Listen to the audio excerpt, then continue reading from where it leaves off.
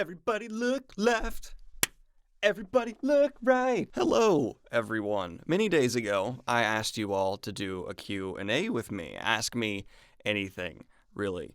And I got a bunch of questions in the Discord server. Link to the Discord and the subreddit down below if you want to join the community, join the conversation. Should be a blast.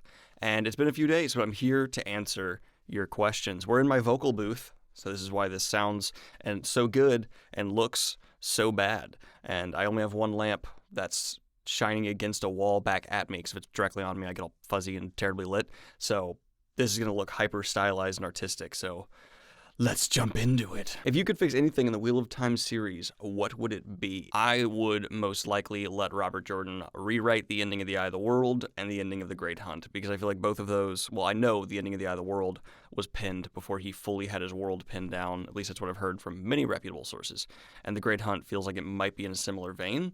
So I would like to see if he would change them, and if he wouldn't, I would change them. That's my take on that. That's a bold statement. You probably asked, you did ask this before I put out my video recently of what they should change for the upcoming Wheel of Time adaptation. So sorry if I answered your question already in a much better, longer format. Next question. Now that you're writing a book, what author would you say has had the biggest inspiration on your writing style?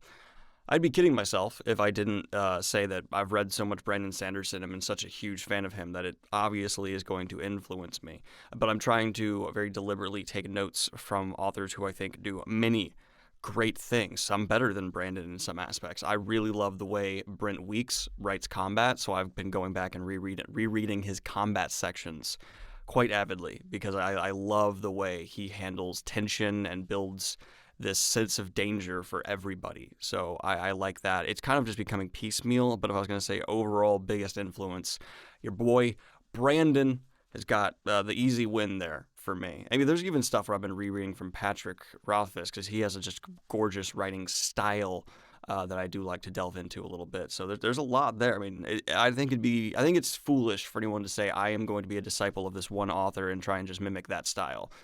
You are not going to bring anything new then. You should definitely try and diversify, pull from many people, and create something new from the ingredients. Have you read the series called The Sword of Truth? Okay.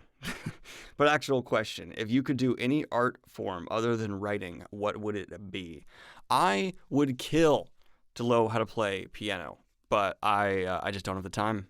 That or violin. I do know how to play bass, but yeah, if I could actually play piano well, I would feel better as a person. This is having a very hard time focusing on my face because of the lighting, but I think the lighting is so bad that you can't really tell, so problem there, but problem solved. Can you give any information on how the magic in your books will work?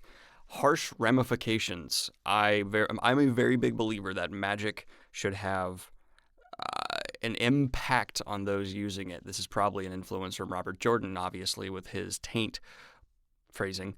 But I really want there to be something that gives repercussions for using magic, especially in excess. So there is that being heavily woven into the story. There's also multiple magic systems. I am a fan of having that. That's a pretty common thing in fantasy now, to diversify how your magic's going to work. And I'm going to make it so that there's one where it's more traditional kind of type magic, and there's really harsh ramifications that are physical. And I want to make one that's a little less traditional magic. Well, I have made one that's a little less traditional magic, and the ramifications of that are going to be more long-term and subtle. I have long been a fan of both fantasy and sci-fi. I noticed, though, that the fantasy community is far bigger. How would you recommend getting other people into sci-fi books, and do you think fantasy is inherently more accessible? Probably expecting me to say no, but the answer to that is yes, because fantasy is more in our culture right now. It's much bigger as a genre. You can't really talk about TV shows or movies, especially some of the greatest of all time, without it being brought up. Happening right now, within the last 20 years, we saw the Lord of the Rings trilogy. We have Game of Thrones, as well as many other great fantasy adaptations and fantasy books being put out. So it's much more prevalent. Meanwhile, sci-fi is still kind of in the middle of an identity crisis that it's really struggling with, trying to become more of this sci-fantasy. Some people trying to pull it back to its sci-fi classic origins. So while it's having this almost identity crisis that is very strange, to be perfectly honest, it's hard to get people invested because they don't know what they're going to be reading from book to book, because while fantasy has diversity, there is just a core beeline through it of you kind of know what you're going to get with every fantasy story. Even reading anti-fantasy, there's going to be things like magic, and you're going to get these themes and these devices. But sci-fi that just doesn't even have that anymore. There's not the for so long the examination of philosophy was its roots, and then after that it was more character examination-y thing. Now it's kind of being pulled that way. There's a whole lot of humor being injected in sci-fi right now. It's very random. But for getting people involved, how would I recommend getting someone involved? I would just kick their butt a couple of the great classic sci-fi books. If you want to check out, I'll put a link to a video in the description down below where I recommend a bunch of sci-fi books. Or if I know they're not going to like the classic sci-fi writing style, I'll recommend them one of the modern greats like The Martian or Bobverse, or, if they want more of just a TV show, I'll give them the TV show The Expanse, which I'll be starting and reviewing soon. So that's my take on that. Next question. Who is your favorite A Song of Ice and Fire character? Jaime Lannister. His arc I have loved so far so deeply, and I never thought an author could make me like him, but I like him, and I'm just praying that in the books it's handled better towards the end than in the show, though I have a lot of faith it will be because it's being written by one of the greatest fantasy authors. If you could quit your job to do YouTube/book narration full-time, would you want to? Yes. What are some of your goals for the upcoming few months? Diversify channel content while staying true to what I am as a YouTuber. That sounds pretentious and stupid, but I mean it.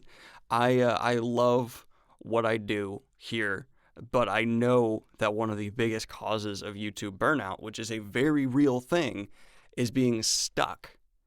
You can't survive as a YouTuber only having one thing that you do, so that's why I'm not the Wheel of Time guy. I would have been burnt out after 100 videos if I was purely Wheel of Time. I've done wider fantasy. I want to continue to do wider fantasy. That's not going away, just like Wheel of Time has not gone away. But I also want to transition into being the fantasy adaptation review, dissecting, dive guy, and that's going to require a lot more time and effort from me. So implications for the channel, for my life, for all kinds of stuff for that. I also really do hope I'm good enough as a book narrator to do it full time, but it's something I still haven't proven, like I have proven that I can be a successful YouTuber here. So it's just transitional time for me right now, and there's a lot going on. I'm going to be honest. Good question. I like that one. Would you be interested in reviewing Critical Role? I will never review another content creator who makes videos and stuff like that's product. I'm only interested in reviewing things that are put out like books or TV shows. There's something about a YouTuber or a content creator who makes videos judging someone who makes something similar that I just don't like. And I can't exactly place why, but like I would never put out a review of Elliot Brooks or Jake from Captured in Words or like Philip DeFranco or, I can't critically review someone like that. I don't know why, but I think it's because I'm too close to the craft of what they're doing. And I obviously see mistakes from everyone. Like, everyone makes mistakes. I see mistakes in my own videos all the time. They're there. But I don't think I personally would want to be the guy who goes in and was like, oh, you screwed up for this reason. I don't like this from you. If you're talking about reviewing their videos. If they're about to put out their show and their book, that's different because that's something that's more traditionally accessible to be reviewed and talked about. So I'm not gonna go like watch their D&D sessions and judge them. I'm not sure which one you were asking there. If you could write one episode of the Wheel of Time series, what scenes would you want to adapt? Oh, I gotta keep it spoilerish free here. The scenes after Matt wakes up in the tower, leading up to one specific combat scene that I'm a very big fan of, because I'm nervous about how that one will be handled. It might be handled too jokey, which I wouldn't like. It is actually kind of dramatic. There's some things going on under the surface in that scene that should be handled seriously. Well, there is humor, obviously, as well. I'm afraid it might be handled like, oh, everything here's a joke, when some things are jokes. It is a funny scene, but they also need to convey what is going wrong and what is being realized there. So it's a complex scene that I'd at least like supervision. I'd like to supervise. See, sound booth makes things sound good. Do you plan on reading and or reviewing The Doors of Stone, Kingkiller 3 when it comes out? Absolutely. Really quickly when it comes out, if it ever does. From Nolan, waterbender, firebender, airbender, earthbender. Airbender. Let's go with airbender. Airbender, because I'm never not gonna be around air. So, or if I am, I have really big problems going on. Sorry, I am limiting this to one question per person so I can get through as many people as possible. So people who ask multiple, I love you, and some of you might have slipped through without me realizing it. But I am, when I see someone, going to try to limit it to one per person. If you had magic from one book/series in the Cosmere or in fantasy story you enjoy, what would it be? Oh man, it's fantasy, so it counts. I want classic Doctor Strange magic because that homie was overpowered. Oh my god, he was overpowered. Okay, I got a second question from one person, but I'm going to answer it because it's a good question. Have you been recognized while out in public yet? Yes and no. I've never been recognized just walking down the street casually, but at Jordan Con, people recognized me, of course, and I met and talked with a bunch of people, which was wonderful and so much fun. I'm kind of sad I haven't kept in touch with more people from that, because there were so many people I met, and I was like, this person seems like a great person. I hope we can keep in touch somehow. But through the deluge of comments in my YouTube section and the many emails I'm not able to respond to, I don't know who I actually am able to keep up with or not. And there's one person I gave my number to who has not reached out to me about a game they're making I'm very invested in. So if you're watching this, keep me updated. I'm interested. Do you prefer fantasy worlds with or without the tangible existence of gods/celestial beings? It entirely depends on how it's handled. I have no strong preference there. It's about how it's done and the quality of it being done. What is one fantasy trope or idea that you feel is unexplored or has a lot of potential to become much more exciting than it currently is? I want to see more corruption arcs in fantasy. I'm so tired of redemption arcs and the typical story arcs. Show me some people going bad. Show me some bad apples, man. I know we have gotten some of that with grimdark fantasy especially, but I don't think it needs to entirely exist in grimdark. I want to see some corruption arcs in regular fantasy where I'm not exhausted about reading torture scenes for 20 hours. I want a corruption arc in standard fantasy that is about ideas, not blood, and about someone just buying into propaganda, things like that. Have you picked up the Dragonlance books yet? No. Would you do a tabletop gaming podcast /special with other members of BookTube as your party members? If I ever have time, or I'm doing YouTube full time, you're goddamn right, that's a high priority thing to do. How do you decide which books to read and which books to listen to as audiobooks? Entirely random. It's pretty much just, I have a credit now, I'll pick this one up audiobook, or I see it in the bookstore and I pick it up. There's no method to the madness here. It's just madness. Do you ever read historical fantasy? Go through our book reviews. I got at least one on there. But yeah, I've read more than just that one. It's actually a subgenre I really do like, but I feel like isn't super common, which is disappointing. I noticed in your ranking video that you seem to have read almost entirely better-known series with more ratings/sales. Do you plan on getting into lower sales/self-published books, perhaps something off from the self-published fantasy blog off? That's tricky. People have called me all kinds of names for only reviewing better-known stuff. That's a simple side effect of the fact that I review mostly what's recommended from you guys. And the things I see repeated, of course, are going to be the more popular, better-known fantasy series. So those are the ones I want to pick up because I want to share the things that most of my fan base has gotten to.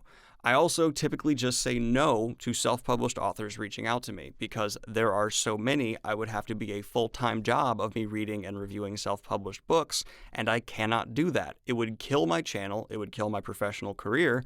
And so no, I have a default no response now to self-published authors unless I already was aware of their book or some other variable comes in that makes me have to read it. I've even gotten to the point where there's enough emails coming in that I've just not responded to a few, which makes me feel really bad, but I cannot get back to everyone.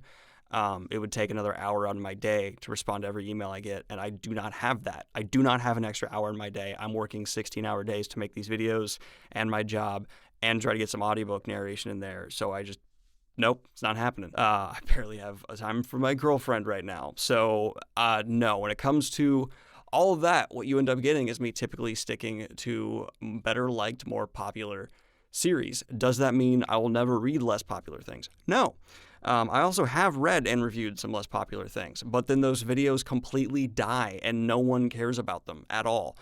They'll maybe get a few thousand views when I know video does bad for me when it's less than 10, and they'll get like 3 to 4. So I'm completely killed motive-wise to read something less popular. And then I'm going to get a ton of comments right now on this video saying, I'll watch it, that's great. And it'll look like a bunch of people, but it's like 100 who comment that, and maybe those 100 all will watch it. I doubt it.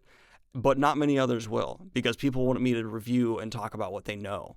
So I'm stuck where it's more beneficial to me to stick with what's popular, what's more reviewed, what's better rated. And it's one of the weird double traps of being a reviewer, a booktuber. You can have a channel where you almost entirely review lesser known things, but those videos will do terribly. And this is also where YouTube comes in. If I have a video that does terribly, my channel might do worse as a result for a good amount of time. YouTube rewards you for having a video that does well, and it punishes you for having a video that crashes and burns. So YouTube itself doesn't want me to read or review these smaller books, even if I want to. So now I'm going to get a ton of people commenting that they're going to watch any lesser known series I review. That's great. You're still a vast minority. And then I'm also going to get a bunch of people commenting, well, you could do this, this, and that. I do not have time to do other forms of reviews, like sitting down and writing a massive review and publishing it, which I'm sure someone's going to suggest. It's just not in my current capabilities. Once I'm doing this full time, very likely that will start happening. But as of now, to self-published authors, I'm sorry, I cannot get to your stuff, and I might not ever. There are a few that I have said yes to for various reasons, and if I have said yes to you, trust me, I will review and put your book review up here. But I don't know. It's just, I've also had some very bad experiences with self-published authors. Once I say, hey, I finished your book, here's my thoughts, the review's going up tomorrow, they say, don't you dare post that, it's negative, you'll ruin my career, blah, blah, blah, blah, blah. And then I've wasted, weeks of my life reading and reviewing a book that I'm not able to put up a video of because the self-published author cannot take criticism. And I'm not going to start some huge controversy with a self-published author that might have people being like, well, Daniel's a jerk because he said something bad about someone who's not successful. So there's a lot of reasons why I typically go for the bigger fruit, and it's just the way it is right now. Again, once this is full time, if it ever is, that might change. Were Ross and Rachel on a break? This is a moral question for the ages, and if Maddie were here, I would try and get her involved. I am of the opinion they were indeed on a break. If you look at the information given to each party involved, Ross saw Rachel tell him they were on a break and then go hang out with Mark. Oh my God, if your significant other broke up with you because of a lot of building things and knew you were jealous about this one person and had a lot of suspicions, and then, right after they said we need a break, went and hung out with that person alone in their apartment, what do you think's going to go on? So I don't think what Ross did was good. I wouldn't have slept with some random person the day I went on a break with my significant other, but I certainly do not think he was nearly as in the wrong as the narrative of the show pastes him, because he had every right to fully believe that Rachel was doing the exact same thing. And that's from someone who does not like Ross at all. I think Ross is the most obnoxious character in Friends. I mean, he's the worst friend in my mind. Chandler is my favorite. Big Chandler guy. Love me some Chandler. And that is where I'm going to end it. This has been your Q&A for Daniel, your question and answer. I think I did a very bad job of making sure only one person got to ask a question, but I have a hard time remembering names. I have a big name issue in general. Like and subscribe if you have not already. Hit the Patreon if you want to support what I do here. And have a good one, y'all. Peace.